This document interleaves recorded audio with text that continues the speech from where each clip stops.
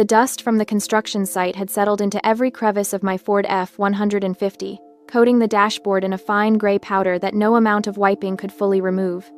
My hands ached as I gripped the steering wheel, tendons screaming after 10 hours of supervising concrete pours and checking structural integrity on the Morrison renovation. The late afternoon sun slanted through the cracked windshield, highlighting every scratch, every worn surface of this truck that had been my constant companion for the past 5 years.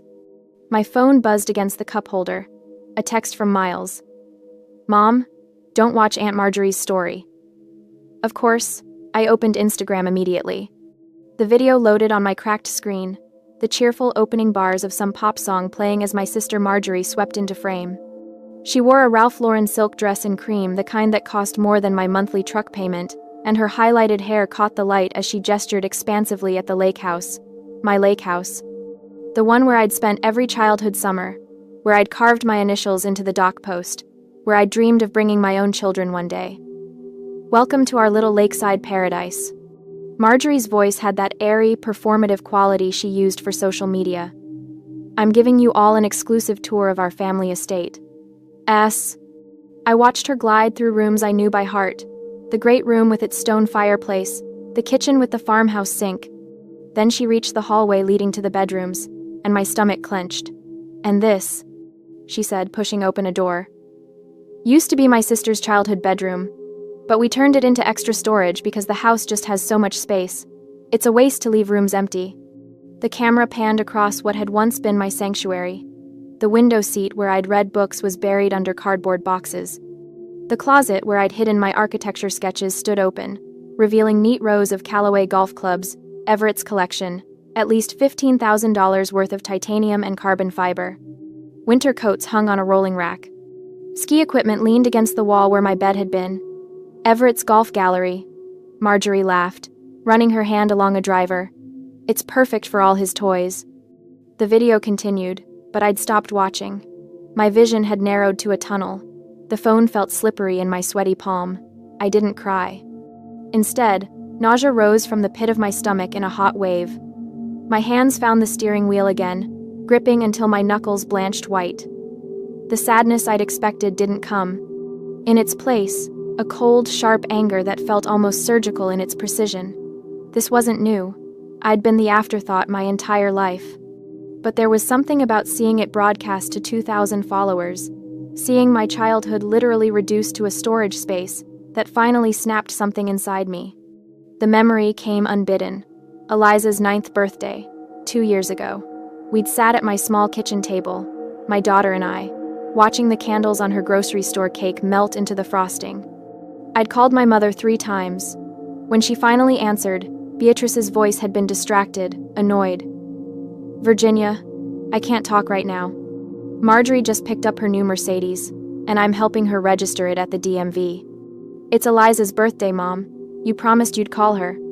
"There's a birthday every year, Virginia. Don't be dramatic." The line had gone dead. Eliza had blown out her candles alone, and I'd told her Grandma was stuck in traffic.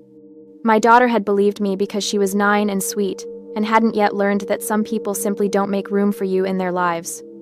That was my fatal flaw, I realize now, sitting in this dusty truck with my sister's voice still echoing from my phone. I kept believing that if I was good enough, obedient enough, hardworking enough, compliant enough, my mother would finally see me, love me, save me a room in the family home. My submissiveness hadn't earned me love, it had earned me contempt. I started the truck, the engine turning over with a reluctant growl. But I didn't drive home to the small rental house I shared with Miles and Eliza. Instead, I turned north, toward the mountains, letting muscle memory guide me along roads I'd driven 100 times for site inspections. 45 minutes later, I pulled through the broken gates of the Hawthorne estate. The building loomed against the darkening sky, a roaring 20s masterpiece that had been left to rot after the last owner's death 3 years ago. I'd driven past it dozens of times, had even walked the perimeter once with my surveyor's eye, cataloging its bones, hand-carved corbels, original slate roof damaged but salvageable, wraparound porch with intact spindlework, the kind of property that made preservation architects like me weak in the knees. It was also in foreclosure. The bank had been trying to unload it for 18 months with no takers. Too remote, Too expensive to restore. Too much work. I stood before those rusted gates in the gathering dark, my breath fogging in the October air. 50 acres, 18 rooms, a ballroom with parquet floors, a commercial kitchen that just needed new appliances and proper ventilation. My phone was in my hand before I'd consciously decided to make the call. Caleb? It's Virginia, my cousin answered on the second ring, and I could hear the sounds of his workshop in the background, the whine of a table saw cutting through pine. Do you still have that bank broker's number? The one who handled the Morrison foreclosure? Yeah, why? I want to bid on the Hawthorne estate, right now, tonight. There was a pause. Then, you're serious? Dead serious. That place is a money pit, Virginia. It'll take years to restore.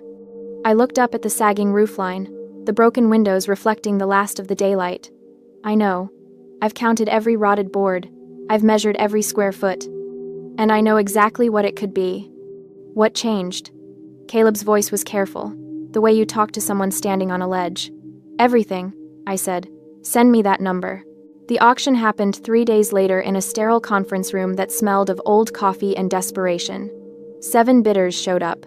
6 left disappointed. I won the Hawthorne estate for $340,000 a steal, considering the land alone was worth twice that. The bank officer who handed me the paperwork looked almost apologetic. You know what you're getting into? He asked. I signed my name on the LLC documents I'd filed that morning. Phoenix Preservation, LLC. Not my personal name. Not something my family could easily trace back to me if they went looking. I'm a preservation architect, I told him. This is what I do. What I didn't tell him, I'd liquidated my retirement account, taken out an SBA loan that made my accountant wince, applied for every historic preservation grant I could find. The total came to $1.2 million in capital, barely enough, if I was careful, and if I was willing to do most of the work myself. I was. The real work began the very next morning. Caleb and I stood in the great hall, our breath visible in the November air. The temperature had already dropped to 20 degrees overnight, and winter in the High Peaks region was just getting started. Where do we start? He asked, his tool belt slung over his shoulder. I pulled out the project timeline I'd been working on for 3 days straight, running on coffee and spite. Foundation first, then roof. Then we work our way through every system, electrical, plumbing, HVAC. We winterize what we can. The detail work happens next summer. That's 18 months minimum. I know. He studied my face. You're really doing this. I'm really doing this. We worked through that first winter like people possessed. When the temperature dropped to 10 below zero in January, we kept going. Caleb and I wore so many layers we could barely move, our hands wrapped in work gloves over liner gloves, our faces masked against the wind that screamed down from the mountains. The material trucks couldn't always make it up the access road when ice made the grades impassable. On those days, we carried supplies ourselves. Oak beams that took 2 of us to lift. Bags of mortar that left our shoulders bruised. Copper piping in 100-foot coils that we rolled up the hill like Sisyphus with his stone. My hands, which had spent the last decade holding pencils and drafting beautiful preservation plans, became something else entirely. The skin cracked and bled from the mortar and the cold. Calluses built up in layers. My back ached from hauling wheelbarrows of debris. My architect's eye for beauty became secondary to my contractor's obsession with structural integrity. But we had help. Uncle Theodore, my mother's brother, who'd served 30 years in the Army Corps of Engineers, showed up one February morning with a thermos of soup and an envelope of cash. Don't tell your mother, he said gruffly, pressing $500 into my hand. She doesn't need to know everything. Uncle Theo, I can't. You can and you will. Consider it an investment. I've seen the plans. You're building something real here. He looked around the gutted interior, and I saw approval in his weathered face. Your mother raised you to be small, but you were never meant to fit in that little box. Miles came up on weekends, my 14-year-old son with his laptop and his wire strippers, mapping out the network infrastructure for what would eventually be a smart building.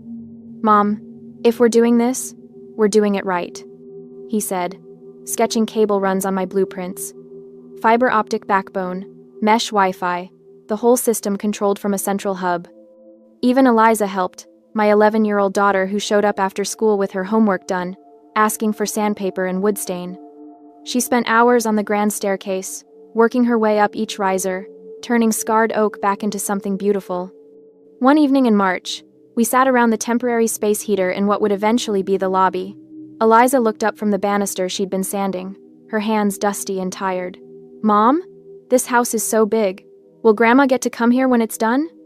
I set down my coffee, looked at my daughter's calloused palms, so small against the rough wood. "Only people who held sandpaper get to walk through the front door, sweetie. That's the rule." "End of it?" She thought about this, then nodded. "That seems fair." Spring brought possibility. The roof was sealed. The foundation was solid. Every window had been restored or replaced. The mechanical systems hummed to life: heat, water, electricity flowing through arteries we'd installed with our own hands. By summer, we had walls painted in historically accurate colors. Period light fixtures sourced from architectural salvage yards across 3 states. Furniture that mixed restored antiques with comfortable modern pieces. 18 suites, each named after local landmarks, each designed to make guests feel they'd stepped into a different era, while still having heated bathroom floors and high-speed internet. However, a year later, in May, exactly 18 months after I'd signed those papers, I stood on the completed wraparound porch with a glass of champagne that Caleb had brought to celebrate. The market appraisal had come back that morning, $4 million. I'd turned $1.2 million and 18 months of physical hell into something worth more than 3 times my investment. More importantly, I'd turned a ruin into a destination, a place people would drive 3 hours from Manhattan to experience. "You did it," Caleb said, touching his glass to mine. I looked out at the mountain view, at the gardens we'd planted, at the sign being installed at the gate, the Hawthorne Estate, a historic boutique hotel. "We did it," I corrected. Then, quieter. Without them. My body was exhausted in ways I'd never imagined possible. But my spirit? My spirit had never been stronger. By the time the soft opening arrived in May, I had transformed into a different woman. I'd invited local business owners, the Chamber of Commerce, and a food blogger from Albany who'd been covering Adirondack tourism. The response was overwhelming, every suite booked for the weekend. The dining room filled with guests exclaiming over the restored moldings and the seasonal menu we'd developed with a farm-to-table chef from Lake Placid. That's when Marjorie found the website. I didn't know she'd seen it until the complaints started. First, an anonymous tip to the health department about unsanitary kitchen conditions at an establishment I'd never named to my family. Then, 2 days later, a zoning complaint about illegal commercial use of residential property, despite our permits being public record. The health inspector arrived on a Friday afternoon, right in the middle of a tasting event for a corporate retreat group. He was apologetic but thorough, and I watched 20 potential clients exchange nervous glances as he checked refrigerator temperatures and examined our sanitization logs. I didn't panic.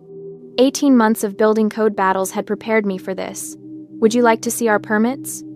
I asked calmly, pulling out a binder that contained every inspection, every certification, every piece of documentation required by New York State for a commercial hospitality operation: food service permit, fire safety certification, AITA compliance report, occupancy permit, historic preservation variances.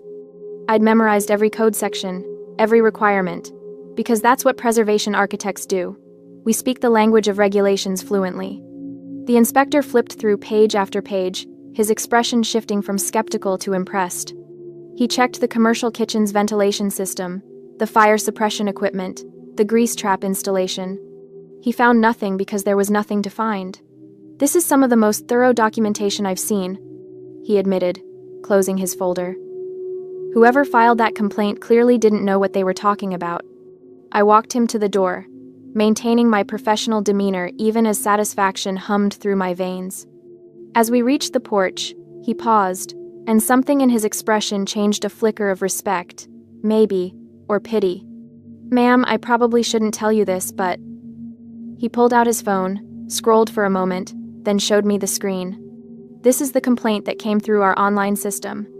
The form was standard bureaucratic design, but 2 details jumped out immediately. First, the attached photo, a high-angle shot clearly taken from a drone, showing the estate from above. The kind of aerial photography Marjorie's oldest son, Callum, Loved to post on his social media, always bragging about his new toys. Second, and more damning, the email address used to submit the anonymous complaint, marge_queenbee@email.com. I can't confirm who filed it, the inspector said carefully, but I thought you should know someone's going to a lot of effort to cause you problems. After he left, I stood in my office, a converted library with its original built-in shelves, and stared at that screenshot I'd taken. My sister had tried to sabotage me, had used an anonymous complaint system, probably thinking she was clever, not realizing that bureaucracy leaves paper trails. The old Virginia would have called her crying, would have asked why, would have tried to fix whatever imagined slight had prompted this attack. The new Virginia did something different. I had the screenshot printed and professionally framed a sleek black frame with museum-quality glass. Then I hung it on the wall in my office, right next to my architecture license and my LLC formation documents. Underneath the frame, I added a small brass plaque, "Motivation for Success." Caleb saw it 2 days later and laughed so hard he had to sit down. "You're really leaning into the villain era, aren't you?" "I'm not the villain," I said mildly. "I'm just done being the victim." The zoning complaint died quietly once I submitted our permit history. The health department closed their investigation with a commendation for our facility standards. Bookings continued to roll in. But the real discovery came a few weeks later, entirely by accident. As the owner of a successful business with significant real estate assets, I'd been invited to join the VIP banking program at our local branch.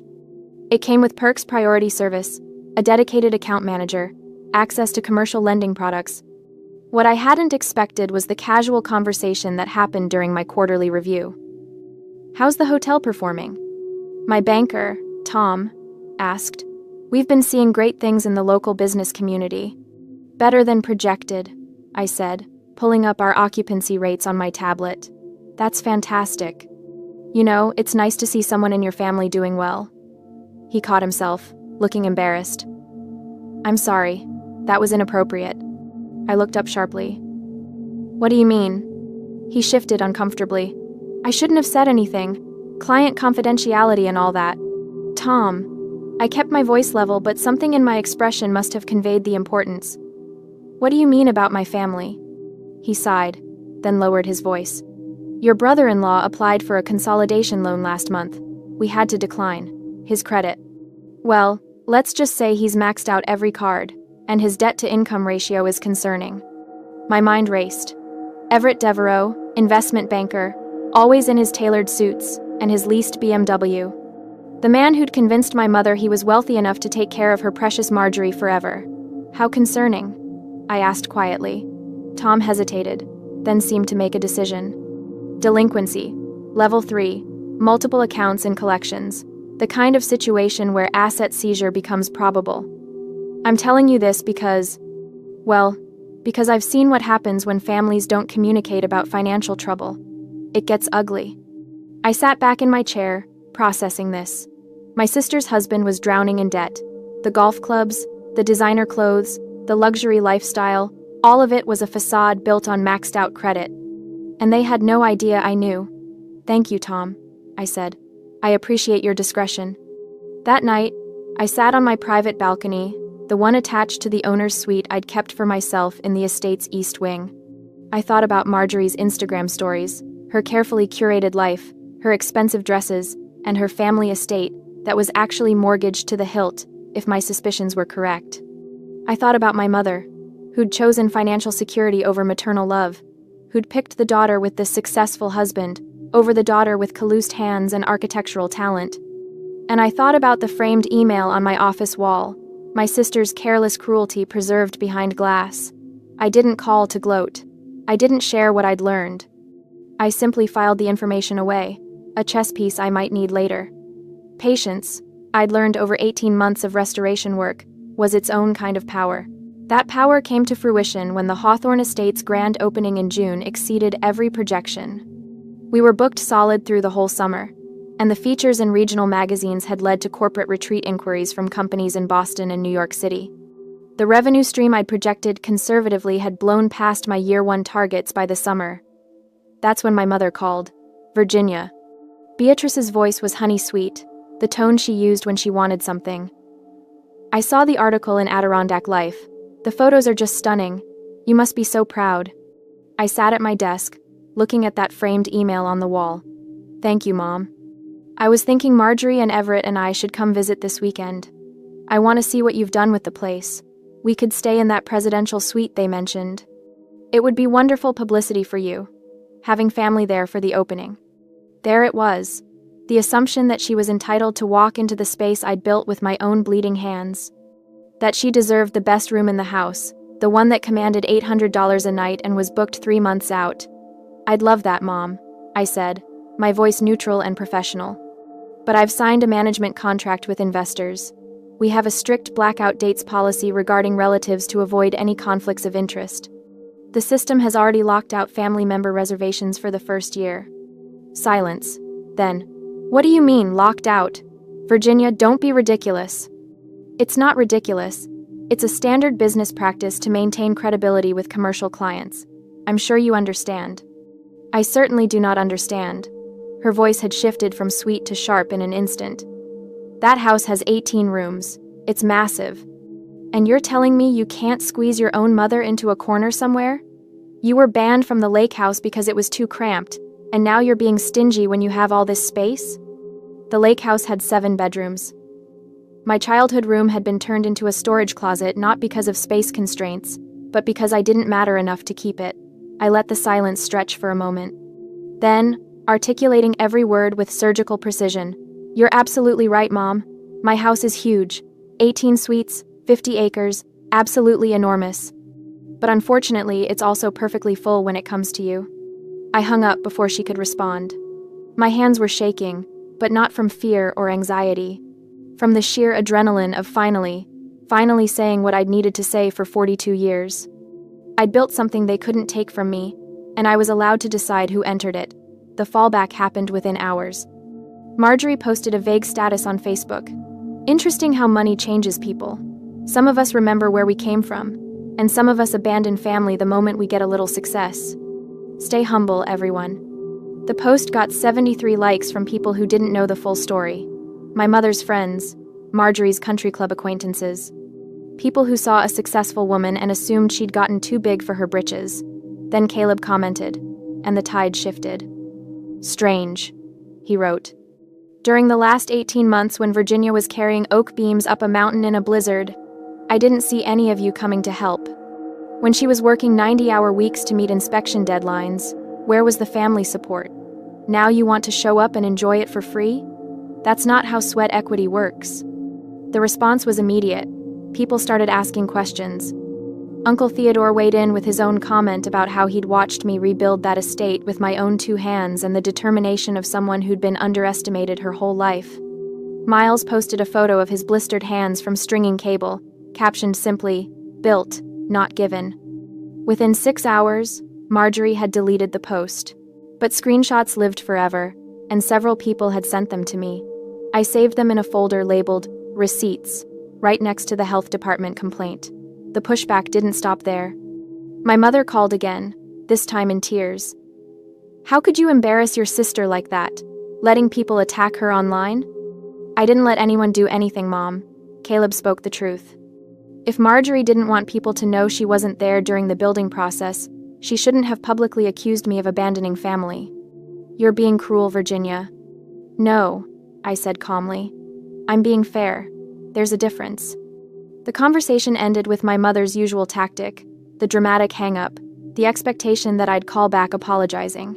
I didn't. I turned off my phone and went downstairs to help prep for the evening dinner service, where a group of executives from a pharmaceutical company were celebrating a successful quarter. Later that night, I sat in the great hall after the guests had retired, a glass of wine in hand. The fire crackled in the massive stone fireplace we'd restored, the flames casting dancing shadows on walls I'd personally stripped and repainted. Caleb found me there, dropping into the leather chair across from mine. "You okay?" "Better than okay," I said honestly. For the first time in my life, I'm not trying to fit into spaces that were never meant for me. He raised his beer bottle in a mock toast. "To building your own space." "To building it without them," I corrected. We sat in comfortable silence. 2 people who'd created something real through months of back-breaking work. Outside, the mountain air was crisp with early autumn, and the estate's exterior lights illuminated the grounds I'd landscaped. Everything I could see from this window, I'd built. And they couldn't take it from me.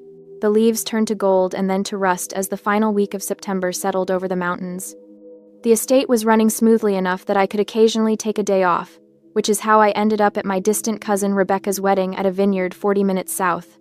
The venue was beautiful in that rustic, carefully curated way: string lights over wine barrels, mason jars full of wildflowers, a barn converted into a reception hall. I'd arrived alone, my kids back at the estate helping our weekend manager with a corporate retreat. That's when I saw them.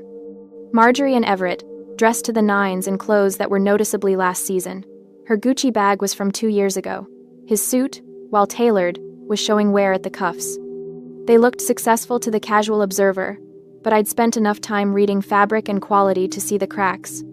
My mother stood with them, her arm linked through Marjorie's, the picture of familial solidarity. They hadn't noticed me yet. I was planning to avoid them entirely when Marjorie spotted me during the cocktail hour. She crossed the lawn with purposeful strides, Everett trailing behind her, and I watched several heads turn to observe what was clearly going to be a family moment. Virginia. Marjorie's smile was sharp. What a surprise to see you. I thought you'd be too busy with your little hotel project. It's running smoothly, I said neutrally. The management team is excellent. How convenient. She sipped her champagne, her eyes calculating. Actually, I'm glad I ran into you. I wanted to ask a favor. Callum's 16th birthday is next month, and I'd love to host his party at your estate. It would be perfect, all that space, the beautiful grounds. Consider it a gift from his aunt. Every eye within 20 feet was on us. The other guests had gone quiet, sensing drama. I'd be happy to host Callum's party, I said evenly. Our private event rate requires a 100% deposit 2 weeks in advance. I can have my event coordinator send you the contract on Monday. Marjorie waved a hand dismissively. Oh, don't worry about the paperwork. I already had my assistant email your office the payment authorization form yesterday with Everett's card details. Just put it through. We're family after all. She smiled, thinking she'd trapped me. If I refused now, after she claimed she'd already sent payment, I'd look petty. Everett stepped forward, his hand on Marjorie's arm, reinforcing the play. He pulled a heavy metal American Express Platinum card from his wallet and slapped it on the cocktail table between us. The satisfying thunk of metal on wood was clearly meant to be impressive. Or just swipe it now if you're worried. Whatever the rate is, we'll pay. Don't embarrass the family by acting cheap. The card sat between us, gleaming in the October sunlight. Everyone was watching now. My mother, my aunts and uncles, Rebecca's family, half the wedding party. I looked at the card, looked at Everett's confident face, looked at Marjorie's smug expression. Then I spoke, my voice carrying across the suddenly quiet lawn. Everett, I appreciate the gesture, but I can't accept payment from that card. His confidence wavered slightly. What do you mean? It's an Amex Platinum. It has no limit. Actually, I said calmly. When my assistant ran the authorization details Marjorie sent over to check validity in May, the error code came back as transaction declined, card confiscated, delinquency, level 3. You're not just over your limit. The bank has issued an asset seizure order. I legally cannot accept payment from a dead account. The silence was absolute. Everett's face went from confident to pale in the space of a heartbeat. That's not. You can't. I'm sorry, I continued, and I genuinely meant it in that moment. Not sorry for exposing him, but sorry that it had come to this. If you'd like to book an event, I'd need certified funds, a cashier's check, or wire transfer. But given your current credit status, I understand if that's not possible right now. Marjorie was staring at her husband, confusion turning to horror as she processed what I'd just revealed. Everett? What is she talking about? He snatched the card from the table, his hands shaking. This is Virginia. You had no right. I had every right to verify a payment method submitted to my business, I said quietly. I'm sorry you're going through financial difficulties. Truly. But I can't extend credit under these circumstances. Everett grabbed Marjorie's arm and practically dragged her away from the crowd, her protests fading as they disappeared toward the parking lot. I watched them go, that metal Amex card still clutched in his fist, a symbol of wealth that had been hollow all along. My mother stood frozen 10 feet away, her champagne glass halfway to her lips. Around us, the whispers started quiet at first, then building. The myth of Everett Devereaux, successful investment banker, had just shattered in front of 40 witnesses.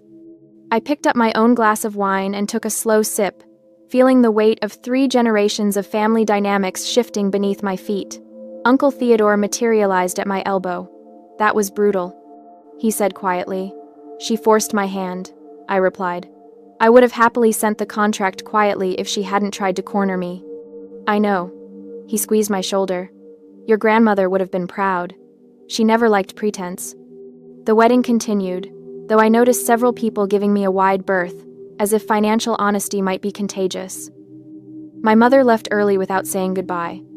I stayed for the ceremony, watched Rebecca marry her high school sweetheart, and felt something loosen in my chest. I'd spent my whole life trying to fit into their narrative, the struggling daughter, the disappointing sister, the one who needed their charity and approval. I'd built something better than all of them combined, and when they'd tried to take it for free, I'd simply stated the facts. The truth wasn't cruel. It just felt that way to people who'd built their lives on lies. I drove home as the sun set over the mountains, the Hawthorne Estates lights visible from the access road, welcoming me back to the space I'd created. My space, my rules, built without them. The silence didn't last long. The foreclosure notice appeared in the public records exactly 32 days after the wedding. I wasn't looking for it. I'd stopped checking on my family's finances after the wedding incident, but Uncle Theodore called to let me know. "The lake house," he said simply. "Bank took possession yesterday. Beatrice has 30 days to vacate."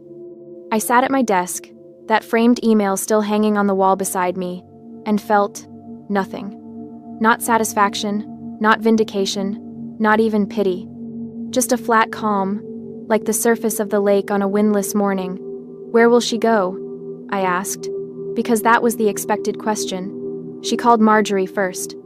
Apparently, Marjorie and Everett are moving into a rental, a 2-bedroom apartment in Plattsburgh. No room for a third person. He paused. "She hasn't called you yet?" "No. She will." He was right. The call came that evening, while I was reviewing next month's booking calendar with my events coordinator. My mother's number flashed on my screen. I let it ring 4 times before answering. "Virginia." Her voice was small, trembling in a way I'd never heard before. "I need to talk to you about something important." "I'm listening." "The bank has taken the lake house. I have to be out by the end of November and I don't have anywhere to go. Marjorie's new place is too small, and I thought maybe... You thought maybe I'd have room," I finished. I looked out my office window at the estate grounds, at the gardens Eliza had helped plant, at the stone pathways Caleb had laid by hand. I thought about the sandpaper rule, about who had earned the right to walk through these doors. "Mom, the apartments on the south side are offering move-in specials right now. Very reasonable rates for seniors. I can text you the property management company's number." Silence. Then quietly, "You're really going to do this? Leave your own mother homeless?" "You're not homeless. You have options. They're just not the options you wanted." I kept my voice level, professional. "I have to go. I'm in a meeting." I hung up before she could respond, before the old guilt could creep back in. Then I turned off my phone and finished my work. That night, I couldn't sleep. Not from regret, but from a restless energy that finally drove me out of bed at midnight. I pulled on a sweater and walked out onto the great porch, the one that wrapped around the entire front of the estate. The air was cold and sharp, carrying the scent of wood smoke from the fireplace still burning in the guest lounge. The mountain range stretched out before me, dark shapes against a star-filled sky. Somewhere out there, maybe 20 miles north, the lake house sat empty, a for sale sign probably already planted in the yard. I'd spent my childhood in that house, always trying to make myself small enough to fit into the spaces they allowed me. Always hoping that if I was good enough, quiet enough, useful enough, they'd finally see me as worthy of love. They never did, but I'd stopped trying to fit into their spaces. I'd built my own instead, and it was bigger and better than anything they'd ever given me. Movement caught my eye. Miles was crossing the lawn with Hayes, Marjorie's youngest, the 12-year-old with the shy smile who'd shown up 3 weeks ago asking if he could earn some money helping with yard work. My son was leading the way toward the main lodge, both of them hauling a heavy sled stacked high with split firewood to restock the porch racks for the morning. Hayes had been coming every weekend since the wedding, never mentioning his parents, just showing up with work gloves and a willingness to learn. Last week, he'd helped Caleb repair the dock. The week before, he'd spent 4 hours helping our housekeeper strip and remake beds. He was learning the sandpaper rule without anyone having to explain it to him. "Mom?" Eliza's voice came from the doorway behind me. "Can't sleep?" "Just thinking," I said, holding out my arm. She came and tucked herself against my side, even though at 11 she was getting too big for it. "About Grandma?" "A little. Miles said she's mad because you won't let her live here." I looked down at my daughter's face, so earnest in the porch light. "What do you think about that?" She considered carefully, the way she approached everything. I think she wasn't there when we needed her. Like when she missed my birthday because Aunt Marjorie's car was more important. Or when you were building this place and she never came to help. That's true. So it seems fair that she can't come now. Eliza looked up at me. "Is that mean?" "It feels a little mean." "It's not mean to have boundaries, sweetheart. It's not mean to say that people earn their place in your life." She nodded slowly, then brightened. "Hayes told me his mom is really sad. But he said he likes coming here because it's the first place where people cared if he worked hard instead of just what his dad's job was." My throat tightened. "Yeah?" "Yeah," he said when his dad lost all his money, his friends stopped inviting him to stuff. But here, nobody cares about that. They just care if he shows up and does the work. I hugged her closer, watching Miles and Hayes stack the last of the birch logs onto the rack, their breath puffing in the freezing air. My nephew, learning that value came from what you built with your own hands, not what you inherited or what your last name implied. Caleb appeared from around the corner of the building, a cold beer in each hand. He held one out to me. "Thought you might be out here.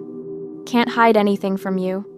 "Nah, I just know that look you get when you're processing something big." He settled into one of the Adirondack chairs, and Eliza went back inside to finish her homework. Theo told me about the foreclosure. "Yeah. How do you feel about it?" I thought about that question, really thought about it. How did I feel watching my childhood home get taken by the bank? Watching my mother lose the space she'd valued more than her relationship with me? "Relieved," I said finally. "Is that terrible?" "No, it's honest." We sat in silence for a while, drinking our beers and watching the stars wheel overhead. In the distance, Miles and Hayes finished with the wood and headed toward the equipment shed, their laughter carrying on the night air. "We did it," Caleb said quietly. I looked at the estate, every window glowing with warm light, every guest room occupied, every system running smoothly because we'd built it right the first time. I thought about the revenue statements that showed we'd exceeded our first-year projections by 40%, about the corporate clients already booking retreats for next year, about the couple from Boston who'd gotten engaged on our dock last week and wanted to have their wedding here next fall. I thought about my kids, who'd learned that success came from work, not from playing small and hoping powerful people would protect you. About Uncle Theodore, who'd seen me for who I was all along. About Hayes, finding his way to a place where effort mattered more than appearances. And I thought about that dusty Ford F-150 still parked in the garage, a reminder of where I'd started sitting in that truck with my hands aching, watching my sister turn my childhood into a storage closet. "Yes, Caleb," I said, raising my beer to the mountain view, to the empire I'd built with bleeding hands and stubborn determination. We built it, and we did it without them. The night was cold and clear, and for the first time in 42 years, I fit perfectly into the space I occupied, because I'd made it myself.